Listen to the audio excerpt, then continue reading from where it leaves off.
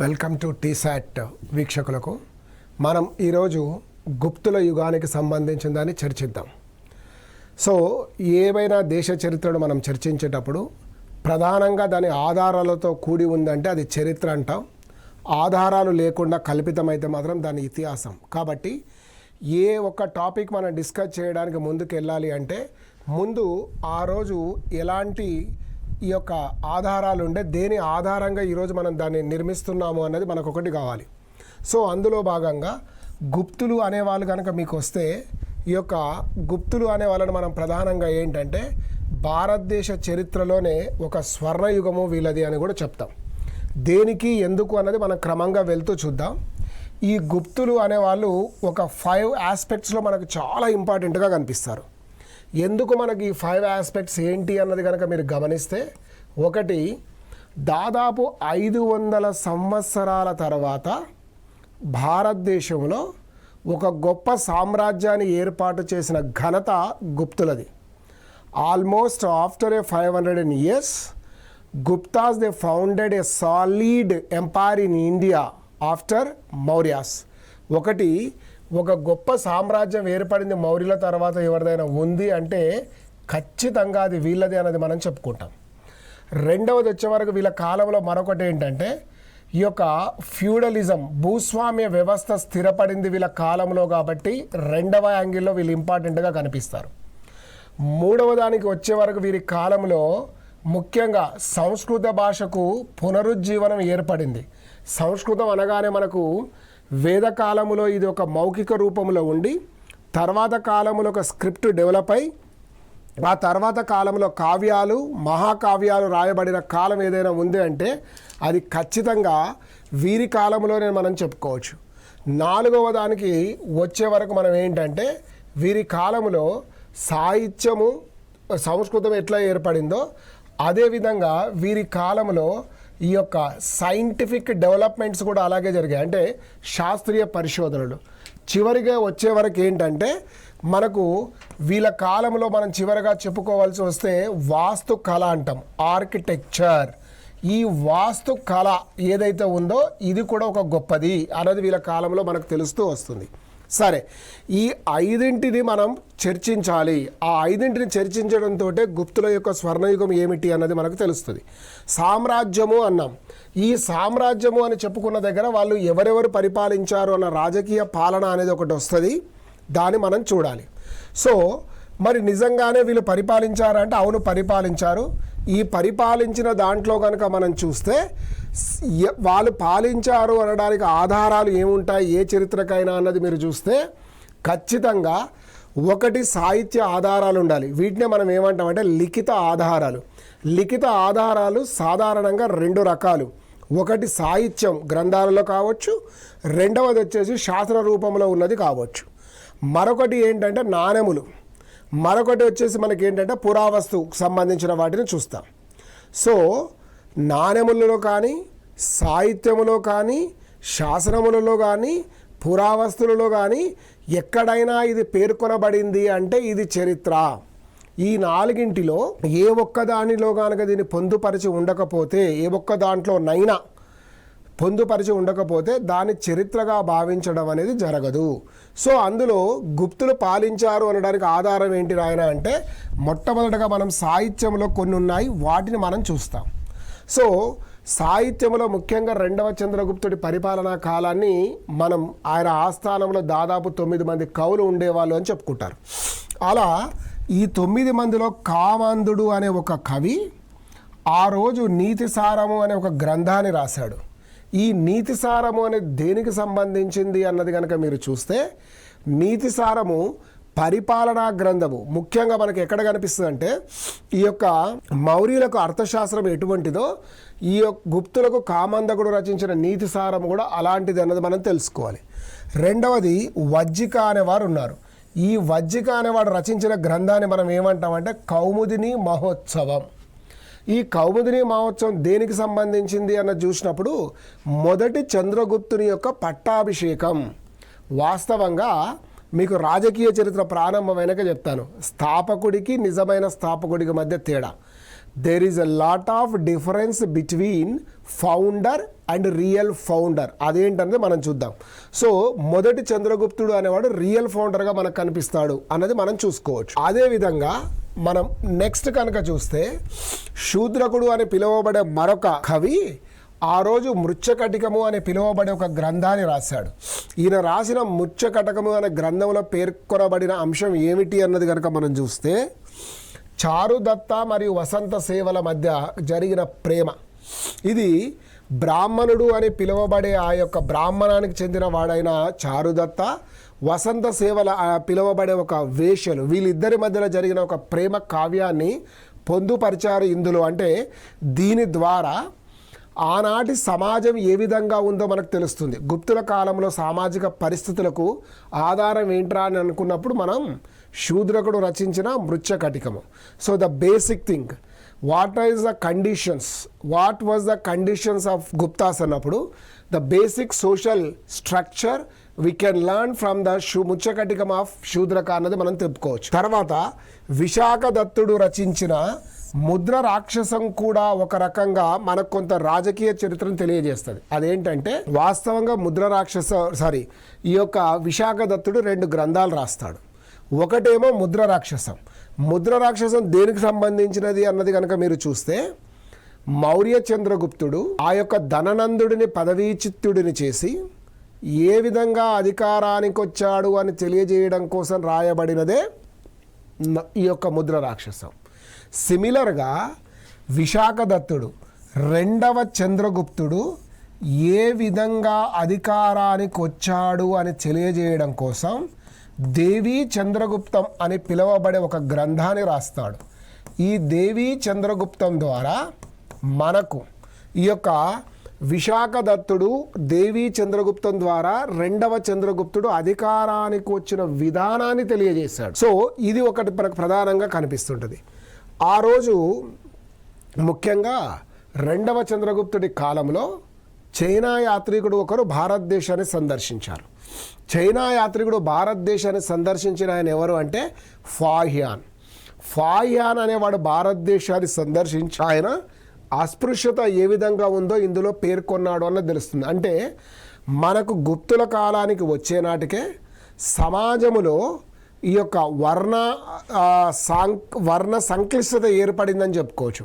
The rigidity of varna system increased or stabilised during the period of the Guptas అనడానికి మనకు ఒక example ఏంటంటే ఇదే కాకుండా ఈ కాలంలో పురాణాలు ఏంటికి సంబంధించినవంటే రాజవంశాలకు సంబంధించింది, సూర్యవంశం, చంద్రవంశం మొదలైన వాటికి సంబంధించిన చరిత్రను తెలియజేసినవి అని మనం చెప్పుకోవచ్చు. నెక్స్ట్ ఇందాక మనం చెప్పుకున్నాం ఏమని, మనకు ప్రధానంగా ఈ యొక్క లిఖిత ఆధారాలతో పాటు నాణెములు కూడా ఉపయోగపడతాయి ఈ యొక్క చరిత్ర నిర్మాణానికి అన్న. చరిత్ర నిర్మాణానికి ఉపయోగపడే నాణెములు ఏమిటి, ఎందుకు అని అంటే ఆ కాలంలో ఆర్థిక వ్యవస్థ ఎలా ఉంది, ఆ కాలంలో వర్తక వాణిజ్యాలు ఎలా కొనసాగాయి, ఆ కాలంలో వస్తు మార్పిడి లేకుండా నిజంగానే వర్తకం జాగిందా, సో దానికి సంబంధించి తెలుసుకోవాలి. అదే సమయంలో ఏ లోహంతో నాణెములు చేశారు, బంగారమా, వెండా, మిశ్రమలోహమా, రాగియా, ఇతరత్రమైనదా అని తెలుసుకోవడం కోసం కూడా నాణెములు ఉపయోగపడతాయి. అలా కనుక మనం చూస్తే ఈ యొక్క గుప్తులు వారి కాలంలో బంగారు నాణెములు విడుదల చేశారు. ఈ బంగారు నాణెములను మనం ఏమని పిలిచేది అంటే దినార్లు అని ఆ రోజులలో పిలిచేవాళ్ళు. దినార్ అనగానే మనకు మళ్ళీ ఒకటి గుర్తొచ్చేది ఏంటంటే కువైట్ కానీ అరబ్ దేశాలు కానీ ఈ యొక్క దినార్తో పిలుస్తున్నాయి వాళ్ళ కరెన్సీని అన్నది ఉంటుంది. ఎందుకు అలా పిలుస్తున్నాయి అన్నది కనుక చూస్తే ముఖ్యంగా హిందీ కానీ, సంస్కృతం కానీ, అరబిక్ కానీ, పర్షియా కానీ, స్పానిష్ కానీ, గ్రీక్ కానీ, ఇలాంటి ఇంగ్లీష్ కానీ ఇలాంటి లాంగ్వేజెస్ని మనం ఏమంటామంటే Indo European languages, Indo European భాషా కుటుంబానికి చెందినవి కాబట్టి కొన్ని పోలికలు ఉంటాయి ఇందులో. ఆ పోలికల వల్ల దినార్ అనేది మనం ఉన్నట్లుగా చెప్పుకోవచ్చు. అదేవిధంగా పాలకులు కేవలం తన పేరిట మాత్రమే నాణెములు కాక తన పాలనలో జోక్యం చేసుకున్న వాళ్ళు లేదా తన పాలనలో భాగస్వామ్యమైన వాళ్ళు వారి పేరిట కూడా నాణెములు వేసేవాళ్ళు. దానికి బెస్ట్ ఎగ్జాంపుల్గా మొదటి చంద్రగుప్తుడి భార్య అయిన కుమారదేవి గారి పేరిట కూడా కొన్ని నాణెములు వచ్చాయి అన్నది ఉంది. తర్వాత రెండవది, మొత్తం గుప్తులలోనే కనుక మీరు గమనిస్తే అత్యంత గొప్ప పాలకుడు ఎవరు అంటే సముద్రగుప్తుడు. ఈ సముద్రగుప్తుడిని మనం ఏమంటాం, ఈయన ఆర్యావర్తనంలో 8 మంది రాజులను, ఆర్యావర్తనంలో 9 మంది రాజులని, దక్షిణాపథలో 12 మంది రాజులని, అదేవిధంగా 18 మందిని మనకు ఈ యొక్క మధ్య భారతం అటవీ రాజులను ఓడించాడు. కాబట్టి గొప్పవాడని చెప్తున్నాం. ఈయన విడుదల చేసిన నాణెములో తను ఒకవైపు నాణ్యానికి, అంటే ఏదైనా ఒక కాయిన్ మీరు తీసుకుంటే ఒక సైడ్ ఏమో చిత్రం ఉంటుంది, ఒకవైపు ఏమో దాని వాల్యూ ఉంటుంది. సో ఒకవైపు చిత్రంలో ఏముందంటే వీణ వాయిస్తున్న ఏదైతే ఉందో వీణ వాయిస్తున్న చిత్రకారుడికి సంబంధించిన నాణెములు ఉన్నాయి. స్వయంగా తను వీణ వాయిస్తున్నాడు అంటే ఈయనకు సంగీత ప్రావీణ్యం కలదు. 2, స్వయంగా వీణ వాయిస్తున్నాడంటే veena is the symbol of Saraswatidevi. Saraswatidevi nothing but goddess of education. ఈ మాతగారు ఎవరికి స్త్రీ, ఈ యొక్క సరస్వతీదేవి విద్యకు ఆద్యురాలు, విద్యావంతులు వాళ్ళు ప్రార్థించే ఆవిడ. సో మనం సాధారణంగా హిందూ మతంలో కనుక గమనిస్తే సరస్వతీదేవిని మనం విద్యకు ప్రతీకగా భావిస్తాం. కాబట్టి అందుకే ఈయనకి ఏమని బిరుదిచ్చారంటే కవిరాజా, అంటే కవి రాజా, కవులలో రాజు వంటి వాడు. ఓన్లీ పొలిటికల్గానే కాదు, ఈయన గొప్ప ప్రావీణ్యం ఉంది దీంట్లో అన్నది మనకు తెలుస్తూ వస్తుంది. తర్వాత మరొకటి వచ్చే వరకు మనకి ఏంటంటే ఇక్కడ సముద్రగుప్తుడు కవిరాజు అనే బిరుదు గల నాణెములు వేశాడు. సో మరొకటి ఈయన అశ్వమేధ యాగం కూడా చేశాడు.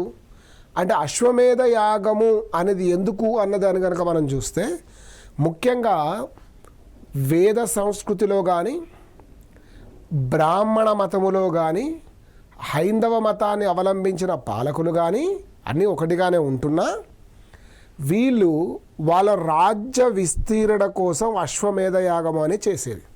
మీరు సాధారణంగా రాముడికి రిలేటెడ్గా ఉన్న మూవీస్ కనుక చూస్తే అందులో అశ్వమేధ యాగం అనేది ఒకటి కనిపిస్తుంది.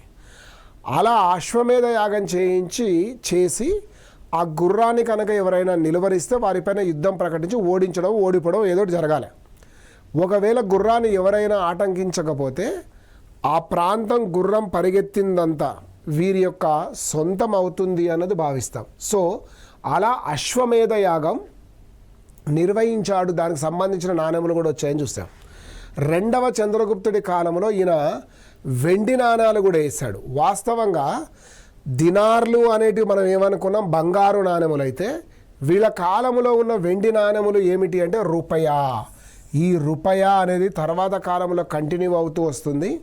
వృత్తాకారంలో కలిగిన రూపాయా అనే నాణెమును షేర్షా విడుదల చేస్తే ఈనాడు దక్షిణ ఆసియా ఖండంలో ఉన్న ప్రతి దేశం, ఇండియా కావచ్చు, బంగ్లాదేశ్ కావచ్చు, శ్రీలంక కావచ్చు, పాకిస్తాన్ కావచ్చు, subcontinent all the countries they simply follow the circular shape of the coins. They admirer of Sher Shah currency system. So అది ఆ విధంగా కొనసాగుతూ వచ్చింది అన్నది మనం చూస్తూ వచ్చాం. నెక్స్ట్, సో అశ్వమేధ యాగం చేస్తున్న వాటిపైన ఈయన కూడా ఎవరు మరొక పాలకుడు అయిన కుమారగుప్తుడు కూడా నాణెములు విడుదల చేశాడు. ఈయననే అందుకే ఏమని బిరుదు వచ్చింది ఈయనకంటే అశ్వమేధ మహేంద్ర అనే పేరుతో పిలిచారు. అసలు ఈ మహేంద్ర అశ్వమేధ అనే దానికి కూడా అర్థం ఏంటంటే సాధారణంగా దేవతలకు రాజు అని ఎవరిని చెప్పుకుంటాం? ఇంద్రుడు. ఇంద్రుడికి మరొక పేరే మహేంద్రుడు. కాబట్టి అలా ఆయన పేరిట పిలుచుకోబడ్డాడు. అంటే దేవతలకే రాజుగా ఉన్నవారు ఎలా ఉన్నారో భూమండలం పైన అశ్వమేధ యాగాన్ని నిర్వహించి ఈ యొక్క కుమారగుప్తుడు అదేవిధంగా కొనసాగాడు అని చెప్పడం కోసమే. తర్వాత మరి సామాన్య మానవులు నిజంగానే దీన్ని ఉపయోగించారా అంటే ఒక క్వశ్చన్ మార్క్. కాబట్టి సామాన్య మానవులు దీన్ని ఇదే విధంగా ఉపయోగించలేకపోయారు. వారి కరెన్సీ అందుబాటులో లేదు. అప్పటికి ముద్రణాలయాల సంఖ్య తక్కువ. So the mint compounds are very rare. So ఈ మింటింగ్ మిషనరీ చాలా తక్కువగా ఉండే కాబట్టి వర్తక వాణిజ్యాలు చేసేవారికి మాత్రమే పరిమితమైనవి. పన్ను చెల్లించవలసిన రైతులు వస్తు రూపేణ కంటే ధన రూపేణ చెల్లించే ప్రయత్నం చేశారు. సో దానివల్ల ఏంటంటే సామాన్య ప్రజలు వాళ్ళ యొక్క వస్తువులను మార్చుకోవాలి అనుకున్నప్పుడు ప్రధానంగా వాళ్ళు చేసింది ఏంటంటే గవ్వలను ఉపయోగించేవారు. సముద్రపు గవ్వలు.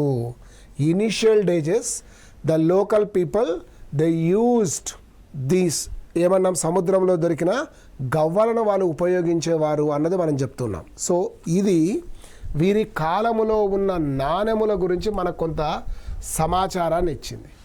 మీకు ఇందాకే చెప్పాను. తర్వాత మరొకటి ఏంటంటే శాసనాలు అన్నాం. శాసనాలు ప్రధానంగా 2 రకాలండి.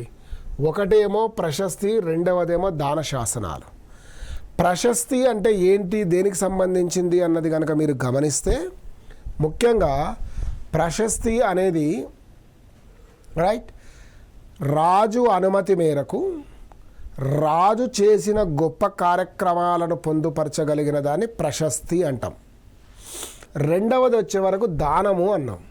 అంటే రాజులు కానీ ఇతరాత్రులు కానీ ఎవరైనా ఎవరికైనా ఏదైనా దానం చేస్తే ప్రధానంగా ఆనాటి సంపదగా మనం ఏం చూస్తామంటే భూమిని. ఆ భూమిని ఇతరులకు దానం చేస్తాం. చేసినప్పుడు దీన్ని ఎక్స్ అనే వ్యక్తి వై అనే వ్యక్తికో, వై అనే సమూహానికో, వై అనే ఇన్స్టిట్యూషన్కో దానం చేశాడు. కాబట్టి తిరిగి ఈయనకు అని, ఈయన వారసులకు కానీ ఎటువంటి హక్కులు అందులో ఉండవు అని పొందుపరచబడగలిగిన అంశాలను పేర్కొని విడుదల చేయగలిగిన శాసనమే మనం దాన శాసనం అంటాం. దాన్నే మనం ఏమంటామంటే దాన శాసనం అంటాం. సో ఇది ఒక రకంగా గవర్నమెంట్ ఆర్డర్ లాంటిది. సో మనం ఇచ్చేసానరా, తిరిగి అడగకూడదు, అడగడానికి వీల్లేదు, అయిపోయింది, ఇంకా ఇట్స్ గాన్ కేస్. సో అలా ఈ ప్రశస్తిలో ఏంటి అన్నది కానీ చూస్తే మొట్టమొదటి ప్రశస్తి అలహాబాద్ ప్రశస్తి. ఈ యొక్క అలహాబాద్ ప్రశస్తి అనేది కనుక చూస్తే దీన్ని ఎవరి కాలంలో వేశారు అంటే సముద్రగుప్తుడి కాలంలో వేశారు. దీన్ని రచించిన వాడు ఎవరు, వేయించిన వాళ్ళు ఎవరు అన్నది కనుక మనం చూస్తే హరిసేనుడు. అసలు హరిసేనుడు ఎవరు అన్నది కనుక మనం గమనిస్తే ఈ అలహాబాద్ దగ్గర సముద్రగుప్తుడి కాలములో సముద్రగుప్తుడి యొక్క గొప్పతనాన్ని పేర్కొని ఆయన ఆస్థానములో కవిగాను, అదేవిధంగా ఆయన ఆస్థానములో ఈయన సేనాపతిగాను ఉంటూ ఈ శాసనాన్ని వేసిన వాడు ఎవరు అంటే హరిసేనుడు. మరి సముద్రగుప్తుడి యొక్క గొప్పతనం మనకు ఎక్కడి నుంచి తెలుస్తుంది అంటే హరిసేనుడు వేయించిన అలహాబాదు శాసనము ద్వారానే. ఇందులో ఏమేం పొందుపరిచాడంటే ఆర్యావర్తనములో 9 మంది రాజులను ఓడించాడని, తర్వాత కాలములో ఈయన దక్షిణాపథములో 12 మంది రాజులను ఓడించాడని, ఆ తరువాత 18 మంది ఆటవిక రాజులను ఓడించి ఆయన ఈ యొక్క భారతదేశంలో పాటలీపుత్రుడు రాజధాని చేసుకొని గుప్త సామ్రాజ్యాన్ని స్థిరపరిచిన ఘనత ఆయనకి అని చెప్తాం. రెండవది ఇరాన్ శాసనం భానుగుప్తుడి కాలంలో వచ్చింది. ఈ శాసనం యొక్క గొప్పతనం ఏమిటి అన్నది కనుక మీరు చూస్తే ఇరాన్ శాసనములో ఈ భానుగుప్తుడు సతి అనే ఆచారం గురించి పేర్కొన్నాడు అన్నది మనకు తెలుస్తుంది. సతి అనే ఆచారం ఎక్కడ శాసనయుక్తంగా పొందుపరచబడింది అన్నది కనుక చూస్తే ఈ ఇరాన్ శాసనంలో ఉంది అని మనం చెప్పుకోవచ్చు. తర్వాత దాన శాసనం నలంద కుమారగుప్తుడు ఏంటంటే మీకు రీసెంట్గా కూడా ఒక విషయం, ఇటీవల కాలంలో మనకు నలంద విశ్వవిద్యాలయం ఒకటి తిరిగి ప్రారంభించబడింది. నలంద గొప్పతనం కూడా ఇటీవల కాలంలో బాగా ప్రాచుర్యంలోకి వచ్చింది. కొన్ని వేలాది గ్రంథాలను కొంతమంది ముష్కరులు దీన్ని ధ్వంసం చేశారు అని చెప్తాం. దాన్ని తిరిగి మళ్ళీ ప్రారంభించబడింది కాబట్టి నలంద అనేది ఎగ్జామ్ పాయింట్ ఆఫ్ వ్యూలో ఎప్పటికి కూడా మనకి ఇంపార్టెంట్ కనిపిస్తుంది. సో అలా నలంద విశ్వవిద్యాలయాన్ని స్థాపించిన వాళ్ళు ఎవరు అంటే కుమారగుప్తుడు. ఈ కుమారగుప్తుడు స్థాపించిన నలంద బాగోగుల కోసం, నలంద నిర్వహణ కోసం నలంద దగ్గర కొంత భూమిని దానికి ఇవ్వడం జరిగింది. దాన్నే సంబంధించిన శాసనం నలంద దగ్గర ఉంది కాబట్టి దాని నలంద శాసనము అంటాం. గయా కూడా దాదాపు దానికి సంబంధించింది అలాంటిదని మనం చెప్పుకోవచ్చు. సో ఈ నలంద తామ్ర శాసనము బ్రాహ్మణుల గ్రామాలకు అగ్రహారంగా ఇచ్చారు. దేనికోసం? ఆ నలంద విశ్వవిద్యాలయం పోషణ మరియు అక్కడ ఉంటున్న బ్రాహ్మణ అంటే బౌద్ధానికి సంబంధించింది అవి ఉన్నప్పటికీ కూడా ఇక్కడ సెక్యులర్ ఎడ్యుకేషన్తో పాటు అన్ని మతాలకు సంబంధించిన విశేషాలు తెలియజేయడం అనేది జరిగింది. సో గయా అనేది మీకు ప్రధానంగా బోధ్ గయా. What is Gaya? గయా అనేది గౌతమ బుద్ధుడు జ్ఞానోదయం పొందిన ప్రాంతం కాబట్టి ఆ బౌద్ధ విహారానికి ఈయన ఇచ్చాడు అన్నది మనకు తెలుస్తూనే ఉంది. ఒక గ్రామాన్ని ఆ రోజులలో దానంగా ఇచ్చారు అన్నది. సో మరొకటి ఏంటంటే రెండవ చంద్రగుప్తుడి మెహర్లీ దగ్గర ఒక ఇనుపం, ఇది ఇప్పుడు ఎక్కడుంది అన్నది కనుక మీరు చూస్తే ప్రస్తుతం ఇది ఢిల్లీలో కనిపిస్తుంది. సో ఢిల్లీలో కూడా ప్రధానంగా ఎక్కడ అన్నది కనుక చూస్తే మీకు కుతుబ్ మినార్ సమీపంలో కొన్ని వేల సంవత్సరాల క్రితం, అంటే దాదాపు ఒక 1600 సంవత్సరాల క్రితం తయారు చేయబడిన ఒక ఇనుప స్తంభం బహిరంగంగా ఒక ప్రదేశంలో కనుక ఉంచితే అది మామూలుగా రస్ట్ తుప్పు పట్టిపోతుంది. కానీ మెహర్లీ యొక్క ఇనుప స్తంభం ఈరోజు కూడా చెక్కు చెదరకుండా ఉంది. అంటే వీళ్ళు ఎంతో నాణ్యమైన ఇనుమును తయారు చేశారు. అందులో వీళ్ళు ఉపయోగించిన రసాయనాలు ఇది తుప్పు పట్టకుండా ఉపయోగపడి ఉండొచ్చు అన్నది ఒక వాదన. సో బికాస్ దీని ప్రకారం మనం ఏం అర్థం చేసుకోవాలంటే they were good in metallurgy, they were good in chemistry. Because they are good in metallurgy and chemistry, then only they able to be manufactured these kind of iron అన్నది మనం బాగా గుర్తుపెట్టుకునే ప్రయత్నం చేయాలి. మరి ఇది ఎక్కడో మెహర్లీ దగ్గర ఉన్నదాన్ని ఢిల్లీకి ఎవరు తెచ్చారు అంటే ఢిల్లీ సుల్తానులలో చరిత్ర మీద కొంత ప్రేమ కలిగి ఉన్నవాడు ఫిరోజ్ షా తుగ్లక్. అందుకే ఆ ఫిరోజ్ షా తుగ్లక్ దీన్ని మెహర్లీ నుంచి తీసుకొని వచ్చి కుతుబ్ మినార్ దగ్గర దీన్ని పెట్టడం జరిగింది. ఇప్పుడు కూడా ఎవరైనా కుతుబ్ మినార్ సందర్శించిన వాళ్ళకి తెలుస్తూనే ఉంటుంది. దీని యొక్క ఎత్తు కానీ దీని యొక్క బరువును కానీ మీరు గమనించవలసి వచ్చినప్పుడు దాదాపు 6 టన్నుల బరువు, 23 అడుగుల యొక్క ఎత్తు మనకు కనిపిస్తుంది అన్నది తెలుస్తుంది. సో ఇది ముఖ్యంగా ఏంటంటే స్కందగుప్తుడు వేయించిన శాసనం బితారి శాసనం. ఈ బితారి శాసనంలో భారత్ పైన హునులు, వీళ్ళని ఏ హునులు అంటారంటే తెల్ల హునులు అంటారు. ఈ తెల్ల హునులు అనే వాళ్ళు భారతదేశం మీద మొదటిసారిగా కుమారగుప్తుడి కాలములో దండయాత్రకు వస్తే, రెండవసారి ఎప్పుడు అంటే ఈ యొక్క స్కందగుప్తుడి కాలంలో వచ్చారు. 2 సార్లు కూడా ఈ యొక్క తెల్ల హునులను ఓడించి తరిమి వేసిన ఘనత స్కందగుప్తుడిదే. అలా ఓడిపోయిన వీళ్ళు భారతదేశాన్ని జయించడం కష్టమని భావించి దుర్మార్గులు క్రమంగా ఎటెళ్ళిపోయారు అంటే పశ్చిమ ప్రాంతం వైపు వెళ్ళి వీళ్ళు ధ్వంసం చేసినది ఏంటి అన్నది కనుక మనం చూస్తే రోమన్ సామ్రాజ్యం. నిజానికి రోమన్ సామ్రాజ్యం పతనమే గుప్తుల యొక్క పతనము అని చెప్పొచ్చు. కారణం ఏంటంటే గుప్తులకిను మరియు ఆ యొక్క ఆనాటి రోమన్ ప్రజల మధ్య గొప్ప వర్తక సంబంధాలు ఉండేవి. ఒక్కసారి రోమన్ సామ్రాజ్యం పతనమైన తర్వాత ఈ వర్తక వాణిజ్యాలు క్షీణించి ప్రజలు చేతి వృత్తులను విడనాడి పట్టణాలను వదిలేసి గ్రామాలకు వలస వెళ్ళి వ్యవసాయాన్ని వాళ్ళ ప్రధాన వృత్తిగా స్వీకరించడం వల్ల ఇది ధ్వంసం అయిపోయింది అన్నది మనకు తెలుస్తుంది.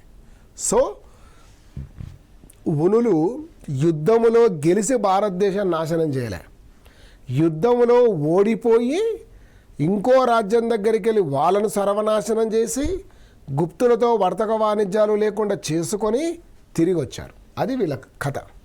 సో దీంతో దీనికి సంబంధించిన దాన్ని చూసాం. సరే, ఈ యొక్క తొరమాణ మరియు మిహిర్లు, ఆ మిహిర్ కుళ అనే వాళ్ళు ఆ రోజులలో మొదట్లో గొప్ప వాళ్ళు ఉండే, తర్వాత కాలంలో కూడా కనిపించారు మనకు. భానుగుప్తుడు వేయించిన ఇరాన్ శాసనం మీకు ఇందాక కూడా చెప్పాను, అది సతి అనే దాన్ని ప్రస్తావించింది అన్నది మనకు తెలుస్తుంది. ఇంకా వీళ్ళ గురించి ఇప్పుడు అసలైన చరిత్ర మనం మొదలు పెడతాం. అదేంటంటే రాజకీయ చరిత్ర. మీకు ఇందాకే చెప్పాను, మొట్టమొదటగా భారతదేశంలో దాదాపు 500 సంవత్సరాల తర్వాత ఒక సామ్రాజ్యాన్ని ఏర్పాటు చేసిన ఘనత ఎవరిది అంటే ఈ యొక్క గుప్తులదేనన్నది మనకు తెలుస్తుంది.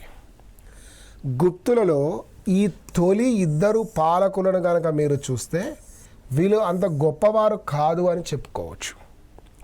బెంగాల్ ప్రాంతంలో ఒక సామంతులుగా ఉంటూ ఇతరులకు కప్పాన్ని చెల్లిస్తూ వారు కొంత భూమిని ఆధీనములో కలిగి ఉన్న చిన్న భూస్వాములు ఎవర్రా అంటే ఈ యొక్క శ్రీగుప్తుడు మరియు ఘటోత్కచుడు.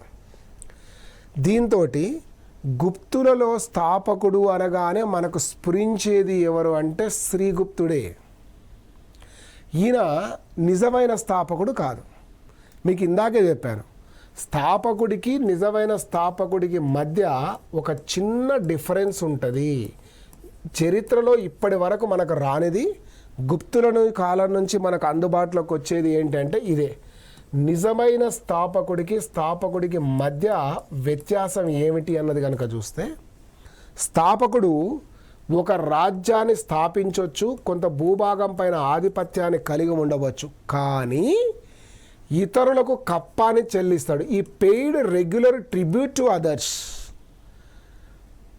నిజమైన స్థాపకుడు రాజ్యం కలిగి ఉంటాడు, ఇతరుల నుంచి కప్పాన్ని వసూలు చేసుకుంటాడు ఒకటి.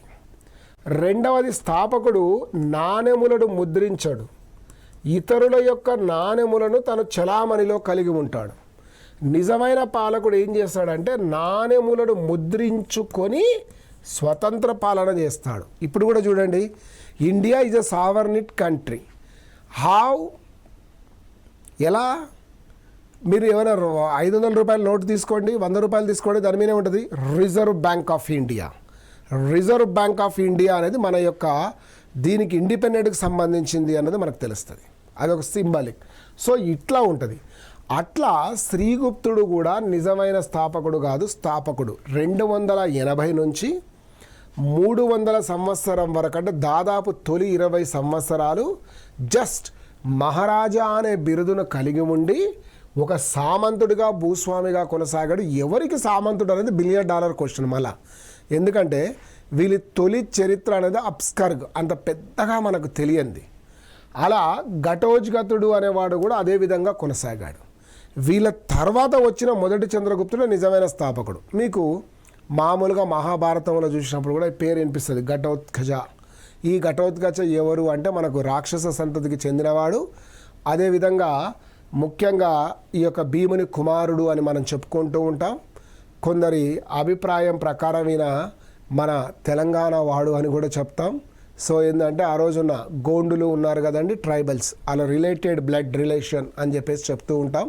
సరే, ఆ స్టోరీ మనకి ఇక్కడ కాకపోయినా రాజకీయ చరిత్రలో గుప్తుల తర్వాత వచ్చిన వాడు ఎవరంటే ఘటోత్కచుడు. ఆ భారతంలో ఉన్న ఘటోత్కచుడు ఈ ఘటోత్కచుడు ఒకటి కాదు, పేర్లు మాత్రమే ఒకటి. రైట్. దీని తర్వాత మనకు కావాల్సింది ఎవరు అంటే మొదటి చంద్రగుప్తుడి గురించి మనం చూడాలి. ఓకే, ఈ యొక్క మొదటి చంద్రగుప్తుడితోటి మనకు నిజమైన పాలన అనేది వీళ్ళది ప్రారంభం అవుతుంది అని చెప్పుకోవచ్చు. ఇప్పటి వరకు మనం గుప్తులకు సంబంధించి వారు పరిపాలించారనడానికి కనబడిన ఆధారాలన్నీ చూసాం. దాంతోపాటు తొలి 2 గుప్త పాలకులకు సంబంధించిన సమాచారాన్ని చూసాం. దీంతో మనకు తొలి సమాచారం అందింది. మిగతా భాగాన్ని తర్వాయి క్లాసెస్లో మనం చూస్తాం.